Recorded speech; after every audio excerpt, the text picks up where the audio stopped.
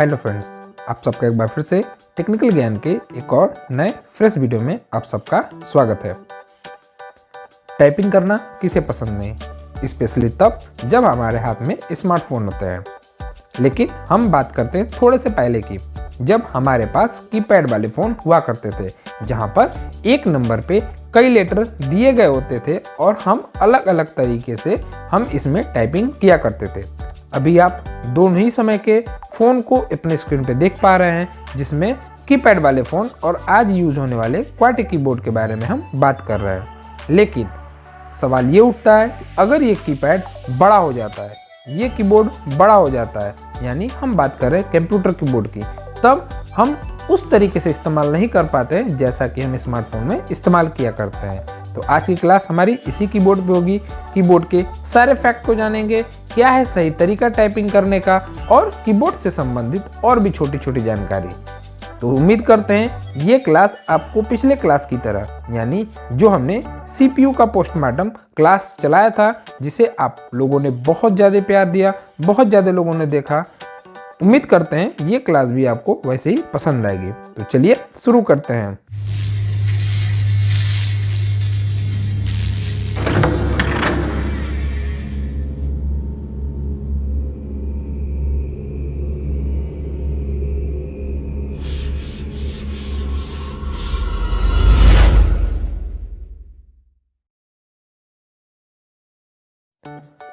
सबसे पहले बात करते हैं आज के टॉपिक की।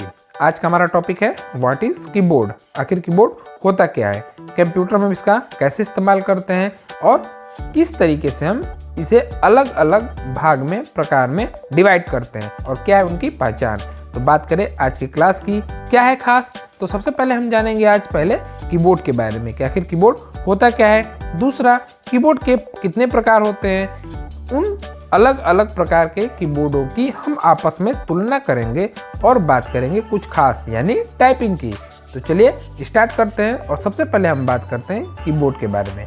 आखिर कीबोर्ड होता क्या है, तो यहाँ पे हम बात कर रहे हैं एक कंप्यूटर कीबोर्ड की, जिसे हिंदी में हम संगणक कुंजी पटल के नाम से जानते हैं। बात करें परिभाषा की, तो संगणक की भाषा में कुंजी पटल एक इनपुट युक्ति है जो कि टाइपराइटर के कुंजी पटल में कुछ आवश्यक परिवर्तन करके बनाई गई है। कुंजी पटल में बहुत सारी कुंजियां या बटन होते हैं जो किसी विशेष तरीके से विन्यास किए गए होते हैं। तो सबसे पहले हम बताएं आपको, यहाँ पे बात की जा रही है टाइपराइटर की। अगर आप टाइपराइटर देखे हैं तो ठीक, अगर आपने नहीं देखा है तो अभी आप स्क्रीन पे देख पा रहे हैं, कुछ इस प्रकार के टाइपराइटर को मॉडिफाई करके कुछ की को अलग करके और कुछ नए तरीके से आपका कीबोर्ड बनाया गया, जिसका इस्तेमाल आज के समय में हम कंप्यूटर में इनपुट डिवाइस के रूप में करते हैं। कोई भी डाटा अगर कंप्यूटर में ऐड करना होता है तो हम इसी कीबोर्ड का इस्तेमाल करते हैं। जैसा अभी आप जो PDF देख रहे हैं जिस पे आपकी ये क्लास चल रही है, ये भी कीबोर्ड के ही माध्यम से कंप्यूटर पे लिखी गई है। तो ये थी कीबोर्ड की परिभाषा। अब चलते हैं आगे और बात करते हैं इसमें सबसे पहले कीबोर्ड के बारे में। तो यहाँ पे हमारा सबसे पहला कीबोर्ड आता है, वो होता है मिनी कीबोर्ड। यहाँ पे हम बात कर दें कि भौतिक रूप में हम कीबोर्ड को 3 भागों में बांटते हैं। पहला होता है आपका नॉर्मल कीबोर्ड, दूसरा होता है आपका मिनी कीबोर्ड और तीसरा होता है आपका मल्टी कीबोर्ड। एक एक करके इनके बारे में जानते हैं और इनकी शुरुआत करते हैं। सबसे पहले बात करते हैं मिनी कीबोर्ड के बारे में। आखिर मिनी कीबोर्ड होता क्या है, तो इससे पहले हम आपको ले चले आगे और बात करें अपने नॉर्मल कीबोर्ड की। यहाँ पे PDF सेट करने में थोड़ी सी दिक्कतें हो गई, ये नॉर्मल पहले होना चाहिए था जबकि ये बीच में है। सबसे पहले हम बात करते हैं एक नॉर्मल कीबोर्ड के बारे में। तो यहाँ पे आप देख पा रहे हैं नॉर्मल कीबोर्ड जो होता है वो कुछ इस प्रकार का नजर आता है, जैसा अभी आप स्क्रीन पे देख पा रहे हैं। एक नॉर्मल कीबोर्ड में 4 प्रकार की पाई जाती हैं। कितने प्रकार की? 4 प्रकार की। और ये कौन कौन सी होती हैं, तो सबसे पहले बात करते हैं, यहाँ पे देखिए, आप यहाँ पे देख पा रहे हैं ये जो अभी आप देखिए यहाँ F1 से लेके F12 तक ये जो की होती है, यानी F1 से लेके F12 तक पाई जाने वाली जो की होती है, इनको हम फंक्शन की के नाम से जानते हैं। फंक्शन की के नाम से जानते हैं या फिर हम इसे FN की के नाम से भी जानते हैं।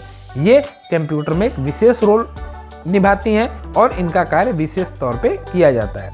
अब हम इसे अलग अलग कैटेगरी में बांटें, तो ये आपकी जो की होती है यहाँ से यहाँ तक की F1 से लेकर F12 तक हम इसे फंक्शन की के नाम से जानते हैं। ये की जो होती हैं ये आपकी अल्फ़ाबेटिक की होती हैं। यहाँ पे एक ये की पाई जाती है, ये आपका कर्सर की होता है, और यहाँ पे आपका एक न्यूमेरिक की पाया जाता है, और एक ये समूह होता है जिसको हम स्कॉलर की के नाम से जानते हैं। ये अलग अलग प्रकार के की आपके कीबोर्ड में पाए जाते हैं, यानी 1, 2, 3 और 4, और इसको भी अगर हम ऐड कर लें तो 5 प्रकार की की से मिलके आपके की के समूह से जो बनता है कीबोर्ड वो आपका नॉर्मल कीबोर्ड कहलाता है। अब आपको यही समझने वाली बात है, आखिर हम कैसे पहचानेंगे किसी नॉर्मल कीबोर्ड को, मिनी कीबोर्ड को या मल्टी कीबोर्ड को। तो सबसे पहले हम बात कर रहे थे नॉर्मल कीबोर्ड की, अभी बात कर रहे हैं हम नॉर्मल कीबोर्ड की। आखिर नॉर्मल कीबोर्ड होता क्या है? तो आपके स्क्रीन पे जो अभी कीबोर्ड नज़र आ रहा है ये आपका नॉर्मल कीबोर्ड कहलाता है। नॉर्मल कीबोर्ड क्यों कह रहे हैं हम इसे? क्योंकि एक कंप्यूटर में यूज होने वाली सारी की आपके इस कीबोर्ड में दी गई है, और सामान्यतः इस्तेमाल होने वाली सब की आपके इस कीबोर्ड में पाई जाती है। यहाँ पे आपको इसके बारे में और जानकारी दें, यहाँ पे आपको ये 3 लाइटें नज़र आ रही होंगी, जिसमें एक के नीचे लिखा हुआ है नंबर लॉक, एक के नीचे लिखा है कैप्स लॉक, और एक के नीचे लिखा हुआ है स्कॉलर लॉक। अब इनके बारे में अगर बात करें तो यहाँ पे हम बात करें सबसे पहले नंबर लॉक की। तो यहाँ पे आप देख पा रहे होंगे ये एक नंबर लॉक की का ऑप्शन है, जिसको प्रेस करने के बाद ये लाइट जो है वो ऑन हो जाती है। और अगर आप ध्यान से देखेंगे, हम थोड़ा सा यहाँ पे जूम करके दिखाएं आपको, ध्यान से अगर आप देखेंगे तो यहाँ पे कर्सर नंबर के अलावा आपको अलग अलग और भी कार्य आपको क्या है नजर आ रहे हैं, यानी इस की पे एक साथ 2 कार्य दिए गए हैं, लेकिन हम इस्तेमाल किसी एक ही कार्य का कर सकते हैं, किसी एक ही की का कार्य यूज में ले सकते हैं। इसलिए आपके ये नंबर लॉक बनाए गए होते हैं। जब ये नंबर लॉक ऑफ होते हैं तब आपके ये नंबर्स काम करते हैं, और जब ये नंबर लॉक ऑन हो जाते हैं, नंबर लॉक यानी नंबर लॉक हो जाते हैं, तो आपके ये दूसरे कार्य जो आपके इस कीबोर्ड पे नजर आ रहे हैं ये क्या होते हैं, इस्तेमाल में लाए जाते हैं। तो ये कार्य होता है आपके नंबर लॉक की का। अब चलते हैं दूसरे बारे में, जो है आपका कैप्स लॉक। अब बात करें कैप्स लॉक की, तो यहाँ पे आप देख पा रहे हैं ये है आपका कैप्स लॉक, और यहाँ कीबोर्ड पे आप देख रहे होंगे कि यहाँ पे कैपिटल लेटर लिखे हुए हैं। इसमें एक इंटरेस्टिंग बात आपको ये बता दें, यहाँ पे लिखे तो कैपिटल लेटर होते हैं, लेकिन जब भी हम टाइपिंग करते हैं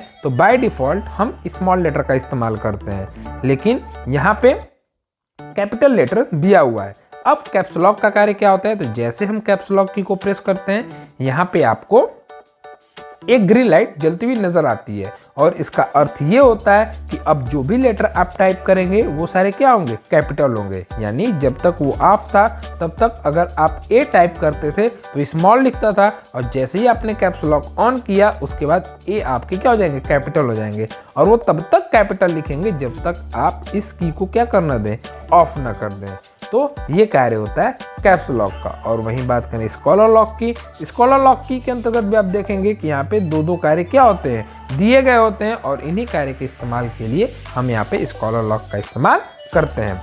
तो ये थी जानकारी नॉर्मल कीबोर्ड के बारे में। इसके अलावा जल्दी शॉर्ट में अभी हम समझ लेते हैं इसमें जो की दी हुई है उनका कार्य क्या होता है, फिर आगे हम एक क्लास में इनके बारे में और डिटेल में बात करेंगे। तो यहाँ पे आप देख पा रहे होंगे ESC जो प्रोग्राम के निष्पादन को बंद करता है। उसके बाद होता है टैब जो कर्सर को एक बॉक्स से दूसरे बॉक्स में ले जाता है। कैप्स लॉक का हमने आपको बता ही दिया। शिफ्ट लेटर को कैपिटल और स्मॉल दोनों में लिखने में मदद करता है। कंट्रोल की का अपना कुछ कार्य नहीं होता, ये दूसरी सहायक की के साथ मिलके शॉर्ट की बनाने का कार्य करते हैं। यहाँ पे आपका स्टार्ट विंडो होता है जो आपके स्क्रीन पे स्टार्ट मेन्यू को ओपन करने का कार्य करता है। वहीं अल्ट्रा की होती है वो की कंट्रोल की तरह ही शॉर्ट की बनाने का कार्य करती है। स्पेस की का कार्य होता है लेटर और वर्ड के बीच में एक उचित दूरी देना। और इसके बाद आगे बढ़ें तो आपका यहाँ पे फिर इंटर बटन जो आदेश देने का कार्य करता है। वहीं आपकी ये 4 कर्सर की जो कर्सर को लेफ्ट राइट अप और डाउन कराने का कार्य करती हैं। और यहाँ पे बात करें अगर ये फंक्शन की जिसमें ये 5 जो होते हैं ये आपके प्रमुख होते हैं जिनका कार्य कहीं नहीं बदलता और हर जगह एक बराबर होता है। जैसे F1 हेल्प विंडो खोलने के लिए, F2 सिलेक्टेड फाइल के नाम को बदलने के लिए, F3 आपके फाइल या फोल्डर को खोजने के लिए, F4 सक्रिय लिस्ट की सूची प्रदर्शित करने के लिए और F5 जो होता है वो आपके सिस्टम को रिफ्रेश करने का कार्य करता है। तो ये आगे और डिटेल में हम जानेंगे। अभी हमने आपको शॉर्ट तरीके में ये सारी चीज़ें बता दी। आज हम कीबोर्ड के बारे में पढ़ रहे हैं इसलिए सारी जानकारी कीबोर्ड की रखेंगे। बढ़े आगे तो बात करते हैं अब मल्टी कीबोर्ड की। तो मल्टी कीबोर्ड जानने से पहले हम जान लेते हैं मिनी कीबोर्ड को। तो ये रहा हमारा मिनी कीबोर्ड। मिनी कीबोर्ड, अब कैसे हम इसे पहचानेंगे मिनी कीबोर्ड को, आपको याद हो हम आपको दिखाते चलें। तो यहाँ पे आप देख पा रहे थे इस कीबोर्ड में आपके 5 प्रकार की की थी। कौन कौन सी? तो ये थी फंक्शन की, ये है आपकी अल्फ़ाबेटिक की, ये है आपकी कर्सर की, यहाँ पे है आपका न्यूमेरिक की और ये है आपका स्कॉलर की। ये आपके 5 प्रकार की क्या थे? आपके 5 प्रकार के की आपके दिए हुए हैं। अब चलते हैं इन्हीं 5 प्रकार की को मिनी कीबोर्ड में ढूंढते हैं। तो यहाँ पे आप देख पाएंगे ये रहा आपका फंक्शन की, यानी एक की आपको मिल गया। इसके बाद ये आपका अल्फ़ाबेटिक की, इसके बाद ये आपका कर्सर की और यहाँ पे आपको नंबर लॉक की, नंबर की नज़र नहीं आ रही है। और उसके बाद बात करें आपके स्कॉलर की तो यहाँ पे आप देखेंगे अलग अलग उन्हें क्या किया गया, स्थापित किया गया होता है और कुछ की यहाँ पे मिसिंग है, नहीं दिखाई गई है। और ऐसे ही आपके यहाँ पे क्या होते हैं, वो ऐड होते हैं। यानी एक की आपकी, यानी कौन सी की, जो आपकी नंबर की होती है वो आपको नज़र नहीं आ रही, वो हटा दी गई है। और उसी के हिसाब से हम बात करते हैं कि ये कीबोर्ड कौन सा कीबोर्ड कहलाता है, ये आपका मिनी कीबोर्ड कहलाता है। अब सवाल नंबर 1 कि आखिर उस नंबर की को ही क्यों हटाते हैं? हम किसी और भी की को हटा सकते हैं। तो अगर आप अभी स्क्रीन पे देख पा रहे होंगे तो जो कीबोर्ड आपको नज़र आ रहा है, यहाँ पे आपको ये नंबर पहले से क्या है, नज़र आ रहा है। अगर आपको फिर ले चलें अपने नॉर्मल कीबोर्ड पे तो आप देख पा रहे थे यहाँ पे भी वो नंबर क्या थे, पहले से उपस्थित थे। अब सवाल ये था कि अगर नंबर की को ही हटाना था तो हम इसे क्यों नहीं हटाते, यहाँ पे ये क्यों हटा?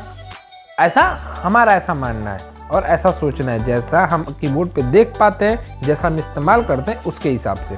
तो पहली चीज़ ये है कि अगर आप कीबोर्ड में देखेंगे तो यहाँ पे अगर आप नंबर लॉक पे देखें तो जो 2 कार्य दिए हुए हैं वो 2 कार्य आपके कीबोर्ड में इन्हें हटा देने के बाद, यानी अगर इस की को हम हटा दें, इसके अलावा भी ये कीबोर्ड में उपस्थित होते हैं। जैसे अगर आप बात करें नंबर की तो ये रहे आपके सारे नंबर। इसके बाद बात करिए कर्सर की वो यहाँ पे उपस्थित है। अगर आप बात करें स्कॉलर की तो यहाँ पे उपस्थित है। इसके अलावा इंटर, जोड़, घटाना, गुणा और भाग जैसे सिंबल क्या है आपके यहाँ पे दिए हुए हैं, जिनका आप आसानी से क्या कर सकते हैं, इस्तेमाल कर सकते हैं। लेकिन अगर हम यहाँ से इस की को हटा देते तो इस पे दिया गया दूसरा कार्य, अगर चले मिनी कीबोर्ड पे तो यहाँ पे देखेंगे आप, यहाँ पे दिया हुआ दूसरा कार्य जैसे @ हैशटैग, प्रतिशत का चिन्ह, एंड का चिन्ह, ऐसे जो सिंबल हैं वो आपके सिर्फ यही नज़र आएंगे, इसके अलावा और कहीं नज़र नहीं आएंगे। इस हिसाब से उसे हटा दिया गया या वो हट गया, जिसके बाद हमें जो नया कीबोर्ड मिला वो आपका मिनी कीबोर्ड कहलाया। अब हटाने के पीछे और भी बहुत सारे लॉजिक हो सकते हैं, लेकिन जितना हमने इस्तेमाल किया उसके हिसाब से यह जो कारण था वो बहुत बड़ा कारण था इसे हटाने के लिए, या कह सकते हैं हमें और सुविधाजनक कीबोर्ड प्राप्त देने के लिए। क्योंकि आप देख पाते हैं कि कीबोर्ड बहुत बड़ा होता है और उसे कैरी करना थोड़ा मुश्किल होता है, लेकिन मिनी कीबोर्ड छोटा सा होता है, हम आसानी से उसको क्या कर सकते हैं, कैरी कर सकते हैं, एक स्थान से दूसरे स्थान पे ले जा सकते हैं। बाकी सारे कार्य वही होते हैं, उनमें कोई परिवर्तन आपको देखने को नहीं मिलता है। अब चलें आगे और बात करें अपने अगले कीबोर्ड की। तो अगला कीबोर्ड है हमारा, वो है आपका मल्टी कीबोर्ड। अब मल्टी कीबोर्ड में ऐसा क्या था जो हमें इसे मल्टी कीबोर्ड कहना पड़ गया? तो अगर हम देखें इसमें तो पहले वो की ढूंढते हैं 5 प्रकार की। तो पहले हम क्या करेंगे, 5 प्रकार की हम की ढूंढेंगे। तो पहला रहा ये आपका, जिसे हम फंक्शन की के नाम से जानते हैं। दूसरा ये रहा आपका अल्फ़ाबेटिक की, यहाँ पे हो गया आपका फंक्शन की, यहाँ सॉरी ये था आपका कर्सर की, यहाँ पे हो गया आपका नंबर की, और ये हो गया आपका स्कॉलर लॉक की। इसके अलावा ये 5 की हमें मिल गई, यानी ये एक नॉर्मल कीबोर्ड है। अब बात करते हैं मल्टी कीबोर्ड की। तो देखिए मल्टी कीबोर्ड जो है वो इसे मल्टी कीबोर्ड इसलिए बनाता है क्योंकि इसमें इन एक सामान्य नॉर्मल कीबोर्ड के अलावा भी कुछ अतिरिक्त की दिए गए होते हैं, जो किस विशेष कार्य के लिए क्या किए गए होते हैं, कीबोर्ड पे आपके स्थापित किए गए होते हैं, जिनके वजह से हम इसे मल्टी कीबोर्ड के नाम से जानते हैं। तो यहाँ पे आप देख पा रहे हैं, अगर हम इसे थोड़ा जूम करें तो आप देख पा रहे होंगे कि यहाँ पे देखिए कुछ वो अतिरिक्त की दिए हुए हैं, जैसे कि किसी सिस्टम के ब्राइटनेस को घटाना बढ़ाना, म्यूजिक को प्ले करना, पॉज करना, इंटरनेट के डायरेक्ट होम पेज पे जाना, या फिर ईमेल जैसी की का सिंबल आपके इस कीबोर्ड के ऊपर बने होते हैं और उसी के लिए भी ये की यहाँ पे स्थापित किए गए थे। इस वजह से हम इसे मल्टी कीबोर्ड के नाम से जानते हैं। तो ये कार्य था आपके मल्टी कीबोर्ड का। बाकी अगर हम बात करें और किसी जो पुरानी पहले से इसमें उपस्थित की होती हैं, उनमें किसी प्रकार का कोई परिवर्तन नहीं होता है। अब इनकी हम तुलना करते हैं। तुलना करने के लिए हमने देखिए एक ही स्क्रीन पे इन तीनों कीबोर्ड को ला करके रख दिया। अब एक एक करके इनके बारे में देखते हैं। तो यहाँ पे देखिए ये है आपका नॉर्मल कीबोर्ड। यहाँ पे आपके वो 5 प्रकार के की आपके उपस्थित हैं, जैसे ये आपका फंक्शन की, यहाँ पे भी देखिए फंक्शन की मल्टी कीबोर्ड में भी, और यहाँ पे भी आप देख सकते हैं ये आपके मिनी कीबोर्ड में। यानी एक चीज़ सही है। दूसरा आपका अल्फ़ाबेटिक की जो कि यहाँ पे होता है, अगर आप नॉर्मल कीबोर्ड में देखें तो यहाँ होता है, और मल्टी कीबोर्ड में आपके यहाँ होता है। बात करें अगर हम कर्सर की तो ये रहा आपका यहाँ पे कर्सर की, यहाँ पे कर्सर की, इसका यहाँ पे कर्सर की। इसके बाद बात करें आप स्कॉलर की तो ये रहा आपका ये स्कॉलर की, और इसका यहाँ पे ये स्कॉलर की। अब ये 4 चीज़ तो हमको ये तीनों कीबोर्ड में मिल गए, लेकिन इन्हें जो अलग बनाता है, इनका जो एक्स फैक्टर है, जिसके वजह से ये अपने एक नई पहचान के नाम से जाने जाते हैं, वो है आपका इनका एक अलग की के साथ जुड़ना या एक की का हटा दिया जाना। जिसमें अगर हम बात करें नंबर की जो यहाँ पे दी हुई है, जिसकी वजह से ये तो एक सामान्य कीबोर्ड होता है, लेकिन बाकी जो ये 2 कीबोर्ड है मल्टी कीबोर्ड और मिनी कीबोर्ड, इनकी अगर हम बात करें तो ये मल्टी कीबोर्ड इसलिए कहलाते हैं क्योंकि यहाँ पे कुछ एक्स्ट्रा कार्य जो कीबोर्ड के अलावा सिस्टम से जुड़े होते हैं, उन्हें यहाँ कीबोर्ड पे दे दिया जाता है, जिसे हम इसे मल्टी कीबोर्ड के नाम से जानते हैं। और मिनी कीबोर्ड इसे आसानी से हम कहीं कैरी करके ले जा सकें, और इसके कुछ की को हटा देने के बाद भी हमारे कीबोर्ड के कार्य में कोई परिवर्तन न हो, इसलिए बनाया गया की जिसमें क्या किया गया था, न्यूमेरिक की को हटा दिया गया या देखने को नहीं मिलता है, जिसकी वजह से हम इसे मिनी कीबोर्ड के नाम से जानते हैं। तो ये थी तुलना आपके एक नॉर्मल कीबोर्ड, मिनी कीबोर्ड और मल्टी कीबोर्ड के बारे में। एक एक करके हमने उसके बारे में बताया। तो उम्मीद है ये सारी चीजें आपको अच्छे समझ में आई होगी। अब चलते उस विशेष टॉपिक के तरफ जिसके बारे में हमने आपको चर्चा किया था कि हम कुछ नया सीखेंगे, वो है आपका टाइपिंग। जब हम फ़ोन इस्तेमाल करते हैं तो अपने दोनों हैंड का इस्तेमाल करते हैं, लेकिन जब एक कीबोर्ड पे इस्तेमाल करते हैं तो हम इनका सही तरीके से इस्तेमाल नहीं कर पाते। तो आइए जानते हैं आज सही तरीका क्या होता है। तो यहाँ पे आप देख पा रहे हैं कि आपकी यहाँ पे 2 हाथ यहाँ पे बनाए हुए हैं, और हम बताएंगे कि कैसे आप इसका इस्तेमाल करते हैं। तो सबसे पहले देखिए आपके ये इन अंगुलियों के नाखूनों पे, जहाँ पे आपको कलर बनाकर ये दर्शाने की कोशिश की गई है कि ये फिंगर सबसे पहले कहाँ स्थापित होते हैं। हम आपको ये बताने में मदद करेंगे कि ये जो आपका ये बॉर्डर, पीला बॉर्डर नज़र आ रहा है, यही से आपके कीबोर्ड की शुरुआत होती है, जहाँ से हम क्या करते हैं कीबोर्ड पे अपने फिंगर को रखते हैं। यानी अगर हम बात करें इस कानी उंगली की, ये पहली उंगली की, अगर हम इनका नंबर दे दें 1 2 3 4 5 6 7 8 9 और 10, ताकि आपको समझने में आसानी हो। तो ये पहले नंबर की क्या होती है, यहाँ पे आके स्थापित होती है। कलर थोड़ा बदल लें, यहाँ पे क्या होती है, स्थापित होती है। दूसरे नंबर की यहाँ पे, तीसरे नंबर यहाँ पे, और चौथा नंबर यहाँ पे। और ये 5वां जो होता है, 5वां और जो 6वां होता है वो आपका यहाँ होता है। कहाँ पे, स्पेस की के पास। फिर 7वें नंबर की शुरुआत यहाँ से होती है, 8वें नंबर की शुरुआत यहाँ से होती है, 9वें नंबर की यहाँ पे, और 10वें नंबर की यहाँ पे आके खत्म हो जाती है। तो सबसे पहले हम फिंगर को इस तरीके से व्यवस्थित रखते हैं। पहले दिन अगर आप इसका इस्तेमाल करेंगे तो हो सकता है आपके हाथों में दर्द हो या आप इस पर कॉन्सेंट्रेट न कर पाएँ, लेकिन यही सही तरीका होता है कीबोर्ड के इस्तेमाल करने का। और जब आप इस तरीके का इस्तेमाल करना शुरू कर देंगे तो आप बहुत ही आसानी से कीबोर्ड का इस्तेमाल भी कर पाएंगे और आपका समय बचेगा।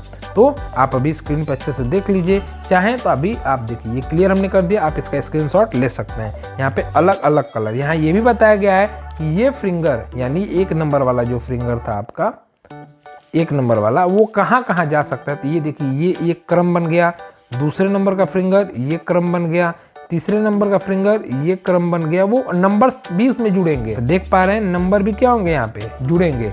चौथे नंबर का यहाँ से पूरा ये कवर करेगा, और उसके साथ साथ ये भी 5वें नंबर का आपका स्पेस, छठवें नंबर का भी स्पेस। सातवें नंबर की बात करें तो ये 2 समूह को लेकर चलेगा। सातवें नंबर की बात करें तो ये एक पूरे समूह को लेकर चलेगा। आठवें नंबर की बात करें 6, 7, 8, 9वें नंबर की बात करें तो ये इस समूह को लेकर चलेगा और 10वें नंबर का ये पूरा। अब इतना बड़ा आपका फिंगर तो है नहीं कि आप इसे यहाँ तक कानी उंगली को ला पाए, तो आप अपने हिसाब से इसे एडजस्ट कर सकते हैं, लेकिन इन फिंगर का इस्तेमाल इन्हीं जगहों पे आप करेंगे। अब चलें आगे, तो अगले में देखेंगे आप कि यहाँ पे आपको बताया गया है कि किस कलर के लिए क्या किया गया था। यहाँ पे हमने इस्तेमाल किया था अभी जो हमने आपको बताया। यहाँ पे आप इसके भी स्क्रीनशॉट ले सकते हैं, जहाँ पे ये बताया गया है कि किस फिंगर से हम कहाँ से शुरुआत करते हैं और वो कहाँ तक जाते हैं, यानी इन जो आपकी 10 ये फिंगर होते हैं इनका इस्तेमाल हम कैसे करते हैं।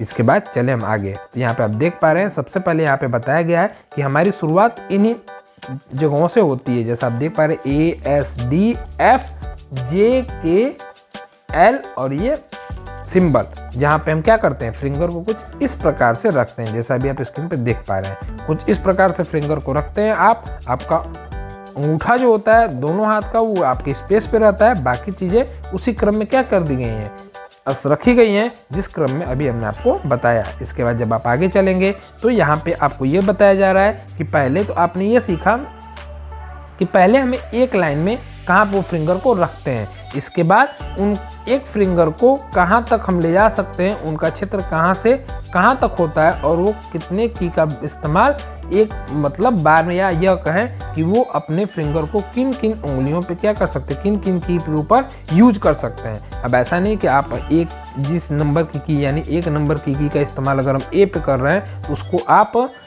डी तक लेकर आएंगे, नहीं, वो सिर्फ ए Q Z और उसके लेफ्ट साइड की पे ही उनका इस्तेमाल किया जाएगा। वहीं दूसरे नंबर की बात फिंगर की बात करें तो वो आपका S X और W और ठीक उसी प्रकार से बाकी सारे की का भी इस्तेमाल किया जाएगा।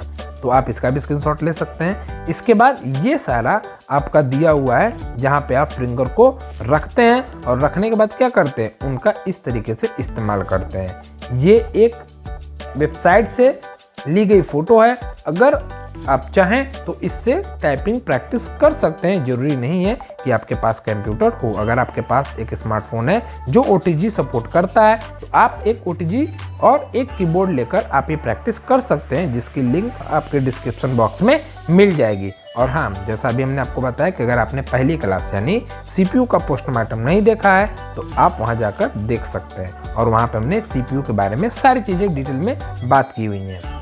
तो ये थी आज की हमारी क्लास। उम्मीद है ये क्लास आपको पसंद आई होगी। इसके साथ साथ अगर आप चाहें तो हमें अलग अलग प्लेटफॉर्म पे भी ज्वाइन कर सकते हैं, जैसे कि आप फेसबुक पे टेक्निकल ज्ञान, आप इंस्टाग्राम पे, और आप हमें ट्विटर पे भी फॉलो कर सकते हैं। राजा शुक्ला नाम से एक और आईडी आपको मिलेगी जिसपे साइंस की कुछ वीडियो आपको मिलेगी जो आपके लिए बहुत ज़्यादा यूजफुल होगी। और हाँ, एक बार फिर से आपको सबसे ज़रूरी सूचना दे दें कि इस वक्त ओमिक्रॉन नाम का एक नया वायरस हमारे देश में बहुत ही ज़्यादा तेज़ी से फैल रहा है, और हमारी जिम्मेदारी बनती है कि हम इसे फैलने से रोकें, जिसके लिए ज़रूरी है कि हम मास्क का इस्तेमाल करें। सबसे पहले अगर ज़रूरत न हो तो आप घर से बाहर न निकलें, और ज़रूरत पड़े तो आप मास्क का इस्तेमाल करें। मास्क का इस्तेमाल खुद करें और भी लोगों को करने के लिए प्रेरित करें। और जब भी आप किसी ऐसे वस्तुओं को स्पर्श करें जिनका इस्तेमाल काफ़ी लोगों ने किया हो तो आप अपने हाथ को अच्छे से धोएं और उसे सैनिटाइज करें। आपकी सुरक्षा आपकी जिम्मेदारी। अगर आप सुरक्षित रहेंगे तो आपका परिवार सुरक्षित रहेगा। अगर ये क्लास आपको अच्छी लगे तो चैनल को सब्सक्राइब कीजिए, वीडियो को और भी लोगों तक शेयर कीजिए ताकि वो इस जानकारी को समझ पाएँ। मिलते हैं अगली क्लास में एक और ऐसे ही नए रोचक तथ्य के साथ जो आपके लिए बहुत इंपॉर्टेंट होगा। तब तक के लिए आप सभी का धन्यवाद। घर पे रहें, सुरक्षित रहें।